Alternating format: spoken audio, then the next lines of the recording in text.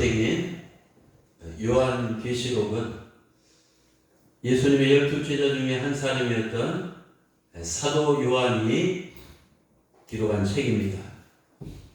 그는 당시 로마의 핍박을 받아 반모 섬에서 유배 생활을 하고 있었습니다. 그런데 어느 날 갑자기 주일날 하늘이 열리더니 우리 부활하신 주님께서 환상 중에 그에게 나타나셨습니다. 그리고 그에게 소아시아 지역에 있는 7 초대교회에게 전달하라고 아주 특별한 메시지를 주셨습니다. 그때 주님께서 주신 이 첫 번째 메시지가 바로 에베소 교회에 주신 말씀입니다. 그 메시지의 핵심 내용이 오늘 본문 말씀입니다. 에베소 교회의 사자에게 목회자와 모든 그 교우들에게 편지하라. 오른손에 있는 7뼈를 붙잡고 7 금촛대 사이를 거니시는 이가 이르되 내가 내 행위와 수고와 내 인내를 알고 또 악한 자들을 용납하지 아니한 것과 자칭 사도라 하되 아닌 자들을 시험하여 그의 거짓된 것을 내가 드러낸 것과 또 내가 참고 내 이름을 위하여 견디고 게으르지 아니한 것을 내가 아노라. 그러나 내가 너를 책망할 것이 있나니 너는 너의 처음 사랑을 버렸느니라. 그러므로 그것이 어디서 떨어졌는지를 곰곰이 생각하고 회개하여 처음에 가졌던 행위를 가져라. 만일 내가 그렇게 하지 아니하고 회개하지 아니하면 내가 내게 가서 내 촛대를 그 자리에서 옮기리라. 에베소 교회에 주신 예수님의 그 메시지는 칭찬과 이 경고로 이루어졌습니다. 주님께서는 그들이 지난날 이 신앙생활을 아주 잘한 것을 칭찬하셨습니다. 그들이 환난과 핍박 가운데서도 믿음을 지키고 인내하며 또 주님의 일에 열심을 낸 것을 다 알고 계시다고 말씀하셨습니다. 그런데 주님께서는 그들에게 책망할 것이 하나 있다고 지적하셨습니다.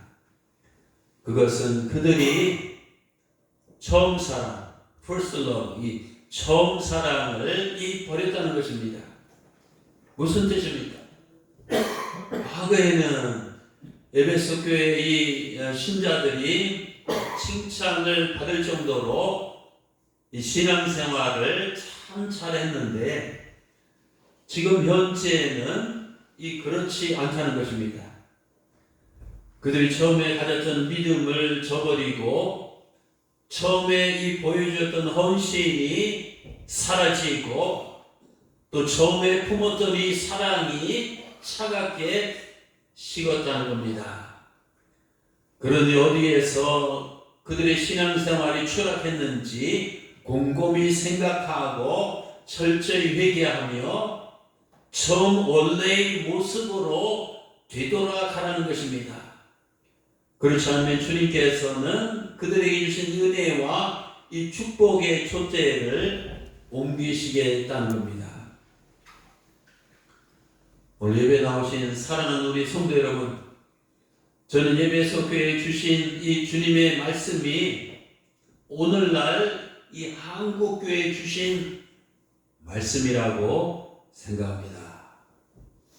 지난날 한국 교회는 주님께서 보실 때 칭찬받는 모습을 많이 갖고 있었습니다. 짧은 선교 역사를 가졌음에도 불구하고 자랑할 만한 업적들을 많이 성취했습니다. 한때는 전 인구의 거의 4분의 1이 기독교인이었습니다.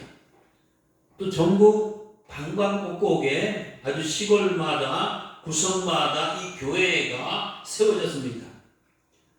또 세계에서 미국 다음으로 두 번째로 해외 선교사를 많이 파송하는 이 나라가 됐습니다.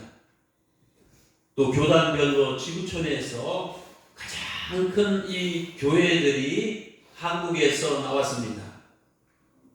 또 기네스북에 오른 세계에서 가장 규모가 큰 교회가 바로 서울에 또 있습니다. 여러분, 한국 교회가 이러니 괄목할 만한 이 성장을 이룩한 원인과 이 배경이 무엇입니까?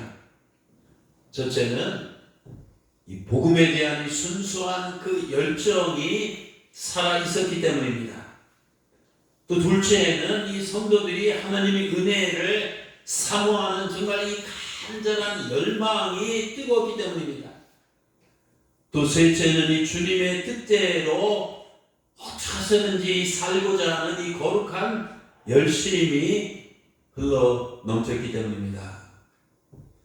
초창기 우리 믿음의 조상들은 그런 순수한 열정과 그런 이 간절한 열망과 그런 이 거룩한 열심으로 에베소 교인들처럼 참고 인내하며 주의 일에 충성했습니다. 환난과 핍박 속에서도 이 복음을 전했습니다. 심지어는 순교의 피를 흘리기까지 십자가를 지고 주님의 뒤를 꿋꿋하게 따라갔습니다. 그들의 심령은 그때는 이 때가 묻지 않았습니다. 그들의 신앙은 이 세상에 물들지 않았습니다. 무엇보다도 그들의 영성은 이 뜨겁게 신선하게 이 살아 있었습니다. 그런데요, 오늘날 한국교회는 어떤 모습입니까? 우리가 한국에 살고 또 한국교회 멤버이기 때문에 거울로 우리의 자화상을 한번 낯뜨겁지만 한번 살펴보길 원합니다.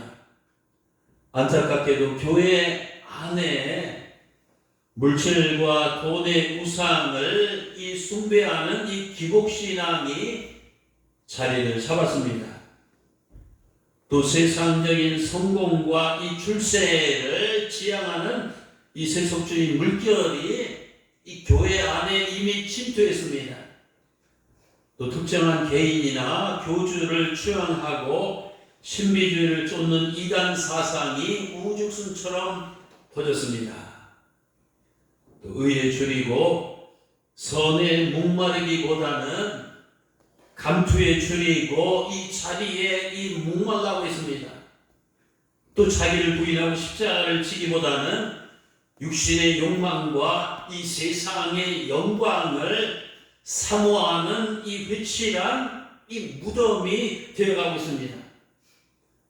목회자들과 성도들의 영성은 병들고 교회 위상은 이 추락할 대로 추락하고 기독교의 가치관은 이 모락하고 있습니다.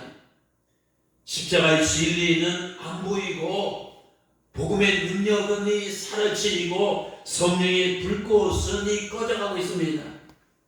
이제는 교회가 세상을 염려해야 하는데 오히려 세상이 교회를 염려하는 지경에까지 이르렀습니다.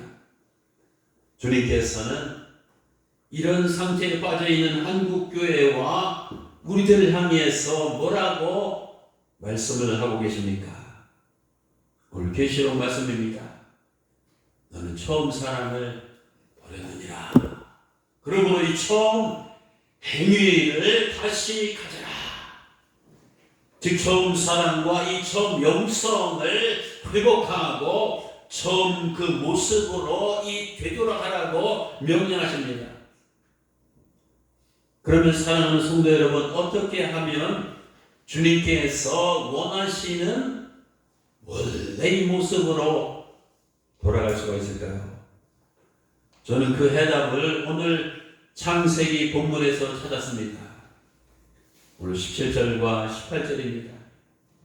이삭이 그곳을 떠나 그랄 골짜기 장막을 치고 거기 거주하며 그 아버지 아브람 때 팠던 우물들을 다시 팠으니 이는 아브라함이 죽은 후에 블레셋 사람이 그 우물들을 메웠습니다. 이삭이 그 우물들의 이름을 그의 아버지가 부르던 이름으로 불렀더라. 이삭은 그랄 땅에 거주했습니다. 예루살렘, 또 밑으로 쭉 가면 부엘사바가 있고, 또 지중해 쪽으로 보면 그랄 땅이 저기 있습니다. 저 그랄 땅에 거주했는데 그것은 부엘사바가 아브라함이 처음에 정착했던 것 아니에요? 아브라함이 한때 이 거주했던 이 땅입니다. 그곳에는 이 우물들이 있었는데 아브라함이 죽은 후에 블레셋 사람들이 그 우물들을 다 메워버렸습니다. 때문에 이삭이 그곳에 가서 맨 처음으로 한 일은 아버지 아브라함 때 팠던 그 조상의 우물들을 다시 판 것입니다. 그는 그 우물들을 다시 파서 원래로 원상복귀했습니다. 그 우물들의 이름을 아버지가 부르던 그 똑같은 이름으로 불렀습니다. 그리고 아버지가 마시던 이 똑같은 그 우물에서 이 솟아나는 이 똑같은 생수를 이 마시고 살았습니다. 사랑하는 성도 여러분, 우리는 이삭처럼 초창기에 우리 믿음의 조상들이 팠던 우물들을 지금은 이 메워져 있는 우물들입니다. 그 우물들을 다시 파야 합니다. 그들이 파서 먹고 마셨던 이 신앙의 우물들을 우리 후손들은 다시 파서 이 마셔야 됩니다. 그러면 그 우물들은 어떤 우물입니까? 첫째는 기도의 우물입니다. 여러분, 옛날 우리 부모님들, 이 권사님들, 우리 부모님들이 신앙생활하던 70년대, 50년대, 30년대, 20년대를 한번 돌아가 보세요. 옛날에 우리 신앙의 이 선배들은 정말 이 기도의 우물을 쉽게 팠습니다. 기도의 우물 중에서 가장 깊게 판 우물은 바로 이 새벽 기도의 우물입니다. 빌리그레 목사가 6.25 동란 기간에 한국을 처음으로 방문했을 때 가장 이 감동을 받은 장면이 있다고 그럽니다. 그것은 바로 이 한국 교인들이 새벽 기도를 드리는 모습입니다. 그는 어느 날 부산에서 이 미국 선교사의 아내로 새벽 기도가 열리는 다 쓰러져가는 이 산 중턱에 있는 허름한 이 피난민 교회를 방문했습니다. 그때 저는 기록을 남겼습니다. 그들이 지붕만 가린 채 사방이 개방된 이 엄동설한 추운 겨울, 새벽 공기는 이 귀를 에이고 이 도리는 듯한 이 매서운 날씨였으나 한국교회 성도들은 거적대기 위에서 무릎을 꿇고 달리똥 같은 눈물을 흘리고 기도하고 있었다. 여러분, 빌리그레 목사는 초창기 한국교회에 관해서 이렇게 또 증언하고 있습니다. 캐나다의 아침은 숲속에 새들이 잠을 깨우고 일본의 아침은 공장의 엔진 소리와 임무 교대의 사이렌 소리가 잠을 깨우지만 고요한 아침의 나라 이 한국의 아침은 교회에서 이 부르는 이 새벽 이 찬송 소리와 이 기도 소리가 잠을 깨운다. 제가 몇 년 전에 감동적인 책을 한 권 읽었습니다. 바로 이 책입니다. 책 제목은 이 그리워지는 이 목회자들입니다.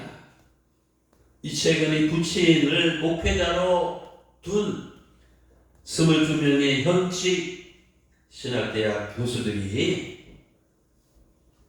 목회를 한 부친의 신앙을 그리워하고 추모하면서 이 쓴 글입니다. 유동영 원로 목사님에 대한 글도 이원재 목사님이 쓴 게 나옵니다. 제가 이걸 거의 다 읽었는데요.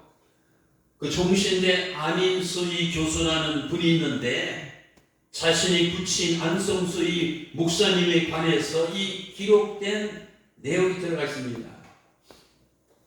거기 보면 이렇게 나와 있습니다.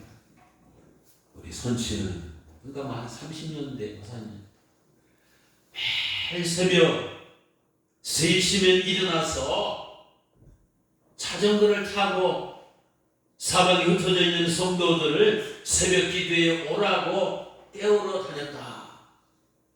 그렇게 해야 몸살을 진들하고 피곤한 교인들이 일어나서 새벽 기도에 올 수 있기 때문이다.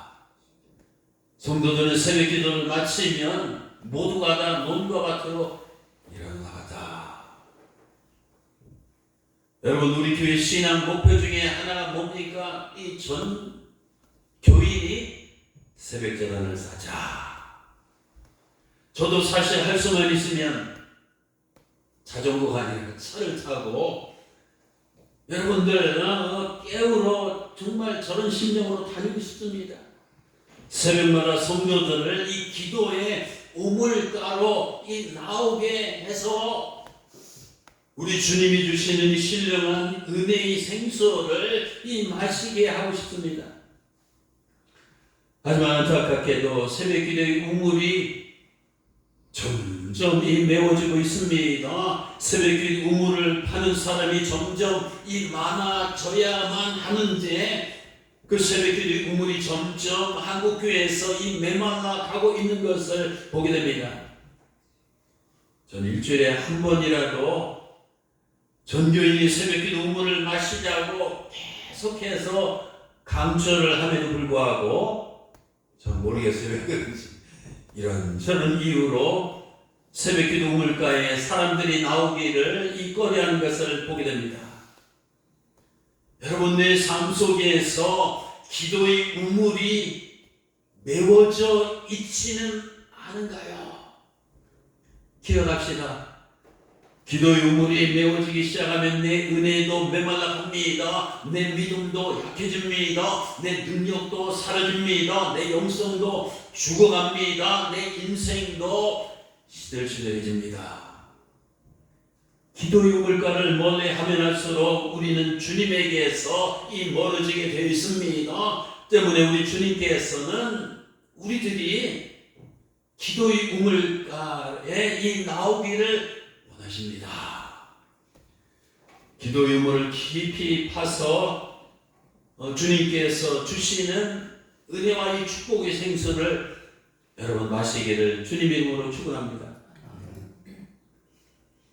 둘째는 말씀의 우물입니다.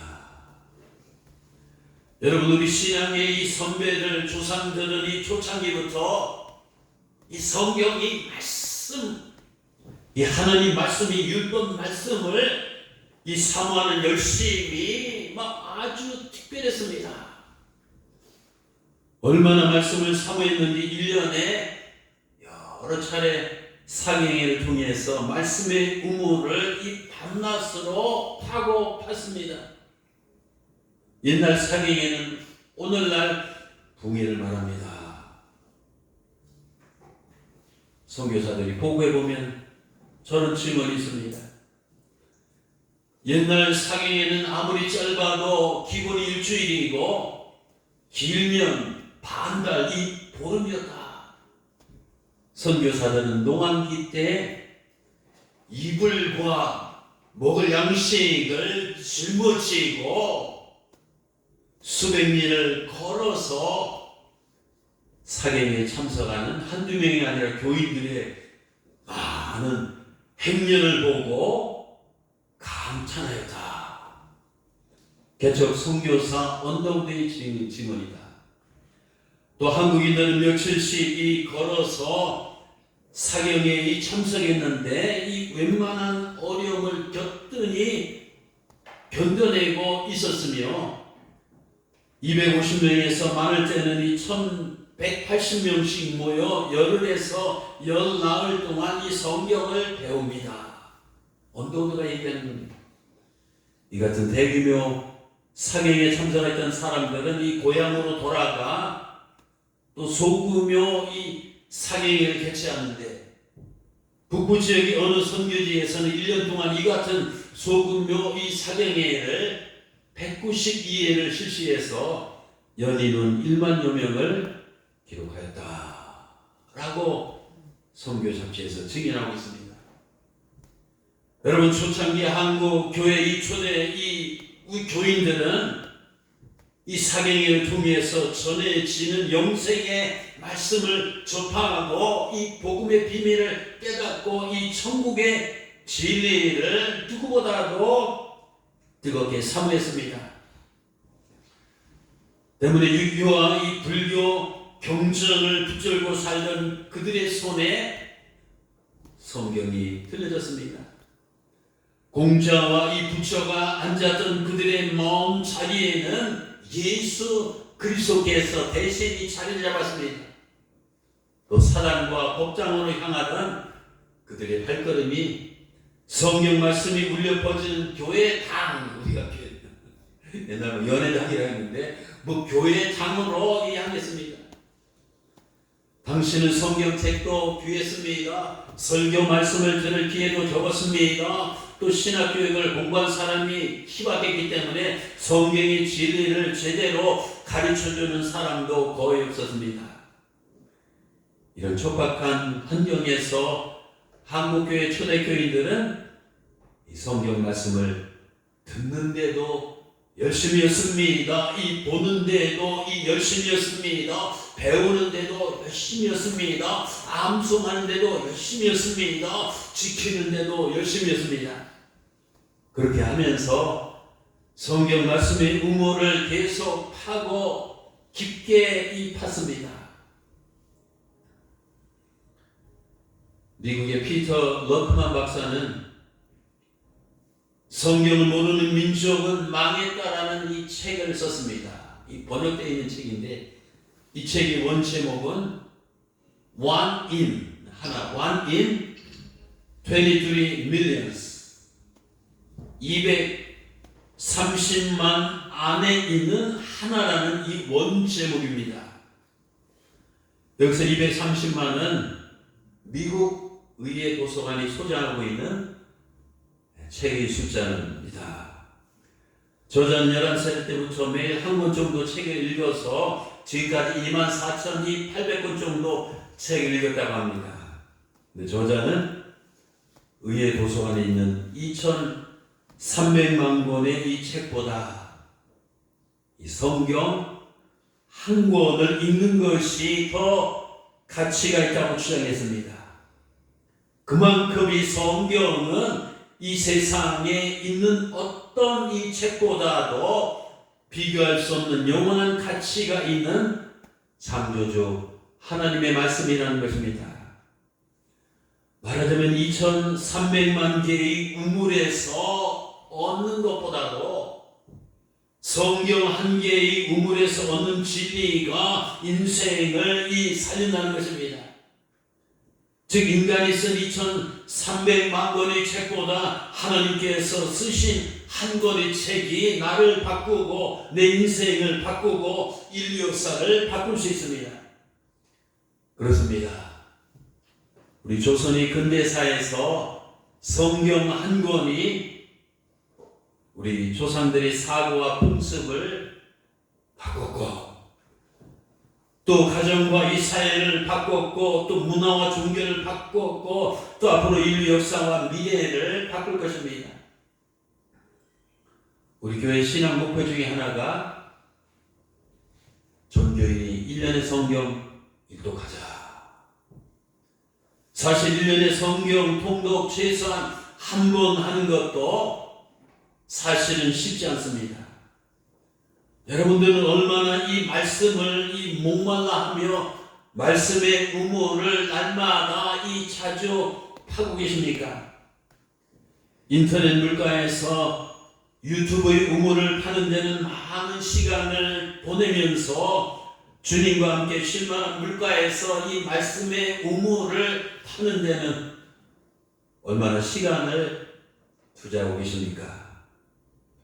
어떤 때는 성경을 하도 안 읽어서 어디다 두었는지 모를 때가 많고 이 겉은 먼지가 쌓이고 속은 아직도 새 책처럼 깨끗하게 남아있다면 곤란합니다. 워싱턴 대통령 미국 초대입니다. 이렇게 말했습니다. 성경이 없이는 세계를 올바르게 다스릴 수 없다. 2대 존 애덤스 대통령입니다. 성경은 세계에서 가장 훌륭한 책이다. 거기에는 온 세계 도서관보다도 더 많은 내용이 담겨있다. 앤드류 잭슨 7대 대통령입니다. 성경은 미 합중국이 서 있는 반석이다. 그러니까 대통령이 취임할 때는 이 성경책 위에 손을 놓고 선수하지 않습니까? 16대 아브라함 링컨입니다. 성경 책이 없었으면 우리는 옳고 그름을 분간할 수 없을 것이다. 내가 믿기로는 성경은 하나님께서 인간에게 주신 이 최대의 선물이다. 그렇습니다. 여호와의 율법은 완전하여 영혼을 소생시키고 여호와의 증거는 확실하여 우존한 자를 지혜롭게 하며 여호와의 교훈은 정직하여 마음을 기쁘게 하고 여호와의 계명은 순결하여 눈을 밝게 하는도다. 우리 몸과 마음과 영혼과 자녀들과 이 가정과 우리 인생이 살려면 이 성경의 우물, 이 말씀의 우물을 파고 거기서 나오는 이 생수를 이 먹고 마시면 됩니다. 셋째는 어떤 우물입니까? 전도의 우물입니다. 여러분, 한국 초대교회의 폭발적인 이 성장은 무엇보다도 전도 이 열정이 폭발했기 때문입니다. 1900년 초에 평안도 이 철산 지역에 사는 한 성도가 교회를 다니기 시작했는데 이 가난해서 연보를 못하게 됐습니다. 그는 하나님 앞에 이 죄송하게 생각한 나머지 어느 날 기도하다가 갑자기 이런 생각이 났습니다. 비록 내가 돈은 없지만 전도는 할 수 있지 않은가? 그때부터 그는 돈을 드리는 대신 자신의 이 나를 드리면서 그날만은 다른 일은 일체 하지 아니하고 오직 전도에 집중하기로 결심했습니다. 이것을 당시 날 연보라고 했습니다. Day offering, offering이 연보 헌금이고 day는 날 아니에요. 날 연보. 그 사람들은 이 상인이 참석하면 날 연보를 드리는 시간에 작정하는 시간이 있었는데 전도에 바칠 그 날수를 이 적어냈습니다. 한 미국 선교사는 1910년 선교 잡지에서 한국교회의 날 연보에 대해서 이렇게 보고했습니다. 사경에게 맞춰지고 날 연보 순서가 되자 남자들은 거의 동시에 일어나 나를 바치겠나고 하면서 날수를 말하였다. 어떤 상인은 나는 매일 그 일을 하고 싶지만 매달 한 주일을 택해 전적으로 헌신하겠습니다 라고 하였고, 한 백사공은 3개월 동안 이 60일을 바치겠다고 약속했으며 어떤 사람은 주일을 빼놓고 모든 날을 전도의 날로 바치겠다고 약속했는데 주일은 교회 가야 하기 때문이라고 말했다. 이런 식으로 그날 모인 300여 명의 이 성도들이 총 1721일을 하나님께 바쳤다. 이것은 유급 전도자 10명이 1년 동안 전도할 수 있는 날수였다. 여러분, 초기 한국교회의 전도 열정은 정말 대단했습니다. 자신의 이 시간을 바쳐 전도한 것은 이 날 연보만 있는 것이 아니었습니다. 부인들을 중심으로 또 11조회라는 것이 11조회. 이것은 뭐냐면 시간의 11조를 전도하기 위해서 드렸습니다. 시간의 11조. 시간의 11조.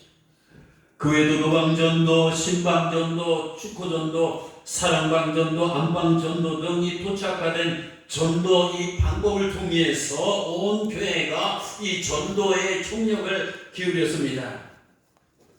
이처럼 전도는 한국 교회 초대교인들에게는 가끔 하는 교회 행사가 아니라 이 삶의 일상이었습니다. 이 전도는 의무가 아니라 기쁨이었습니다. 조선인들의 의식을 개혁하고 사회 구순을 타파하며 하나님의 나라를 이 땅에 건설한 것은 초대교인들이 도전하는 자세로 전도의 총력을 기울였기 때문입니다. 저도 신학교 1학년 때 은혜 받고 뜨거워졌을 때 하나님 앞에 약속했습니다. 하나님, 매일 제가 최소한 하루에 한 명씩 전도하겠습니다. 저희 나사대학이 그때 서울 등촌동에 있었거든요. 그 뒤는 등촌시장. 제가 반가워 공부도 하고 저는 한 8시 정도는 이제 등촌시장에 가면 좌판 또 여러 가지 뭐 장사하는 사람이 많은데 저는 배웠어요. 예수님 믿습니다. 그렇게 와서 또 체코에서 기도하고 들어가서 전도 일기를 쭉 이렇게 썼습니다. 그때 누가 하라고 하는 것이 아니라 은혜 받고 이 성령 충만하니까 자동적으로 그런 말이 듭니다. 어떤 때는 주일날 사역 오다 보면 막 밤 10시가 되지 않습니까? 거의 11시. 근데 그냥 기숙사라고 내가 자고 싶은데 아니야 너 약속했지. 그런데 발길을 등촌동 시장에 돌리면 다 파장하고 한두 가게만 불 켜놓고 있습니다. 그러면 가서 또 전도를 했던 이런 기억이 납니다. 제가 학교 있다가 사표 내고 이렇게 개척한 것도 전도하기 위해서 그런 겁니다. 성도 여러분, 요즘 전도하는 교회가 점점 사라지고 있다는 것은 안타까운 현실입니다. 또 전도의 열정이 식어지고 이 전도의 우물이 메말라가고 있습니다. 전도라는 용어 자체가 어색하고 전도 시간이 부담되고 전도 행위 자체가 부끄럽게 여겨진다면 우리는 주님 앞에서 나의 신앙을 다시 한번 점검하고 되돌아봐야 됩니다.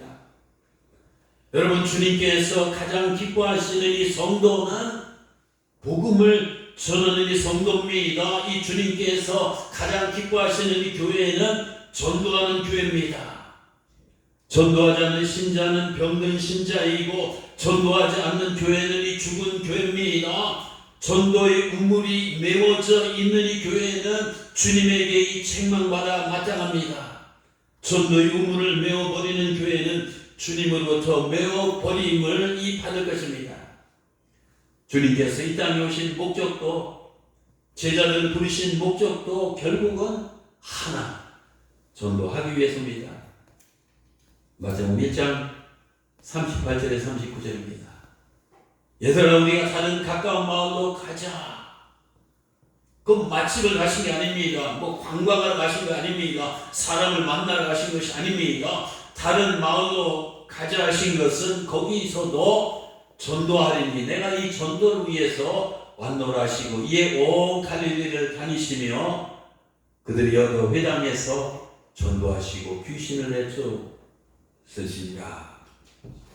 또 마가복음 3장 14절입니다. 이에 열조를 주님께서 세우셨으니 이는 자기와 함께 있게 하시고 또 보내사 전도도 하게 하심이라. 마태복음 4장 19절입니다. 말씀하시되 어부들아 나를 따라오라. 내가 너희를 사람 낚는 이 전도하는 이 어부가 되게 하리라. 여러분, 우리는 전도의 우물을 파서 거기에서 영혼을 낚는 어부가 되어야 합니다. 교회가 해야 할 일은 끊임없이 전도의 우물을 파는 일입니다. 우리가 바자회를 열고 솜사탕을 나눠주고 뉴라이프를 돌리는 것은 결국 이 전도의 우물을 파는 것입니다. 전도는 우리의 선택이 아니라 주님의 명령입니다.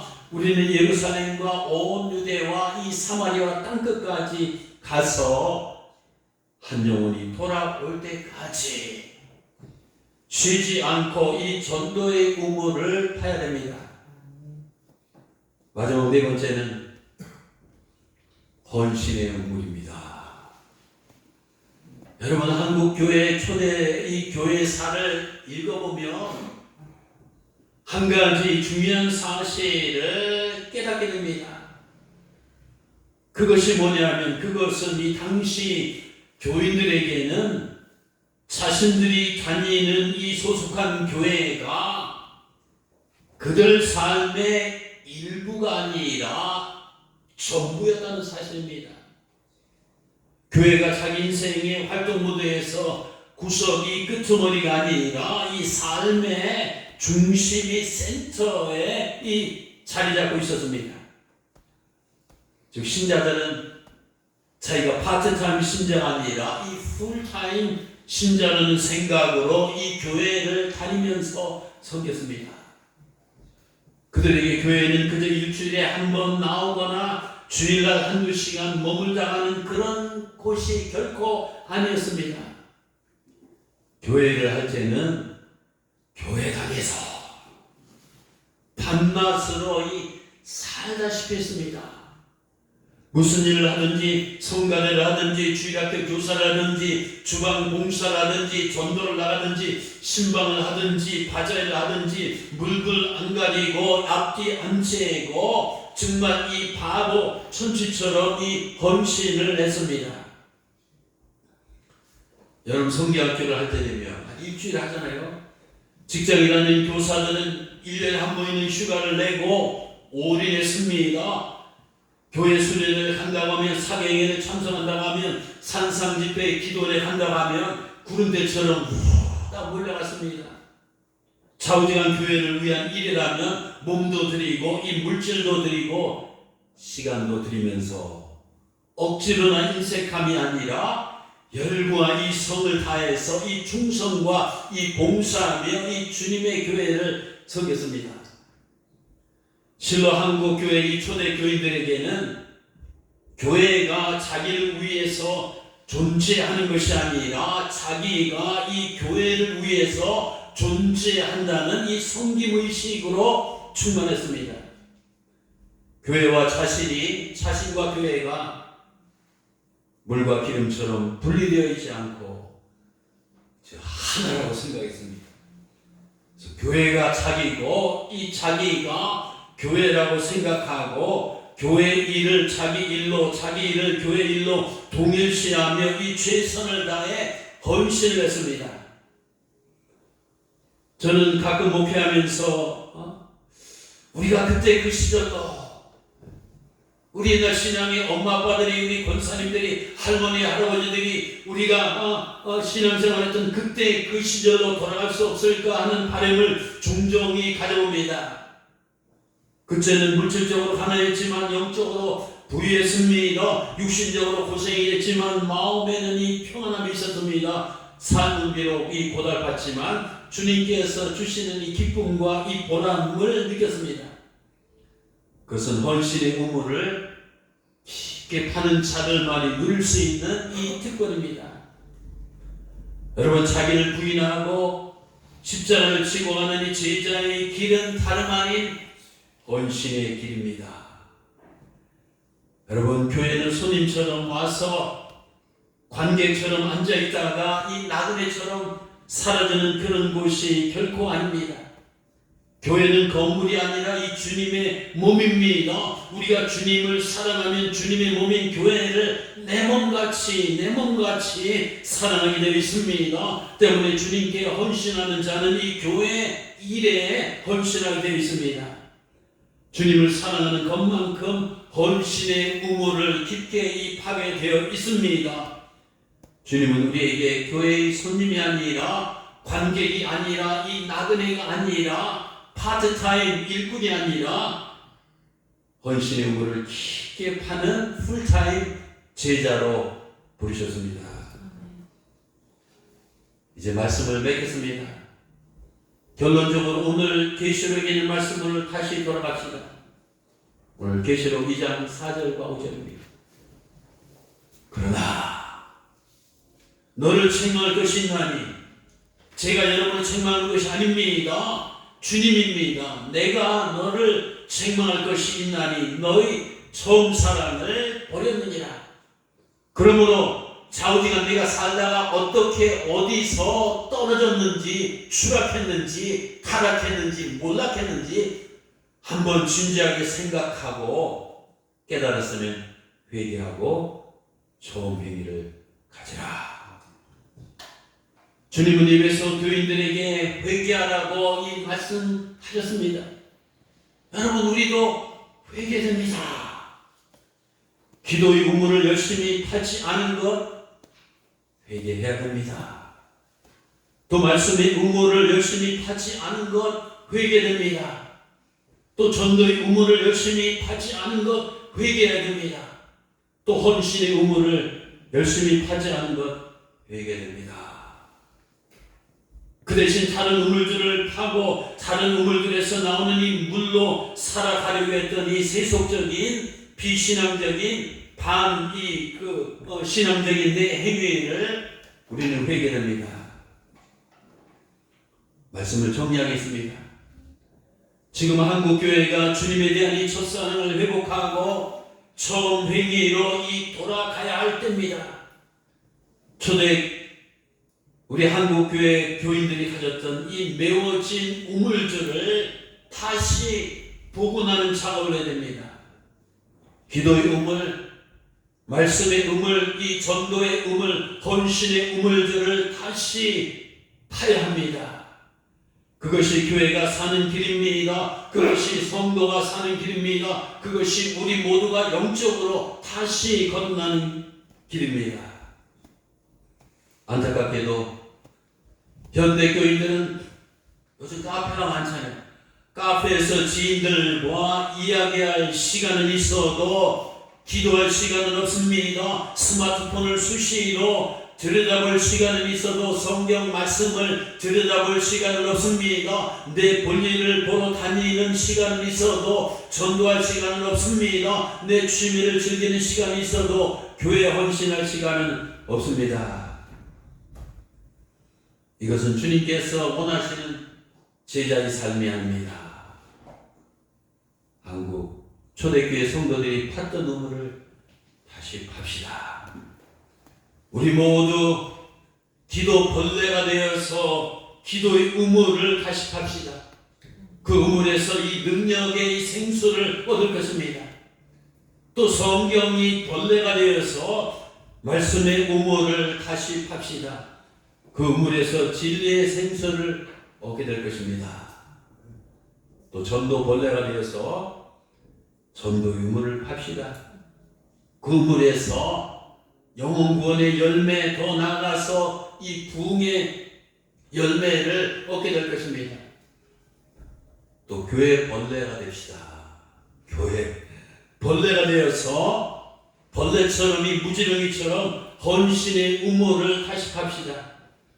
그 우물에서 축복의 열매를 얻게 될 것입니다. 오늘 주신 주님의 말씀을 우리가 기억하며 이제는 딴 우물을 파며 딴 우물에서 나오는 물을 가지고 살지 마시고 기도의 우물, 말씀의 우물, 전도의 우물, 헌신 우물을 파고 그 우물에서 나오는 생수를 마시며 살아가시는 복된 성도들이 되시기를 주님의 이름으로 축원합니다.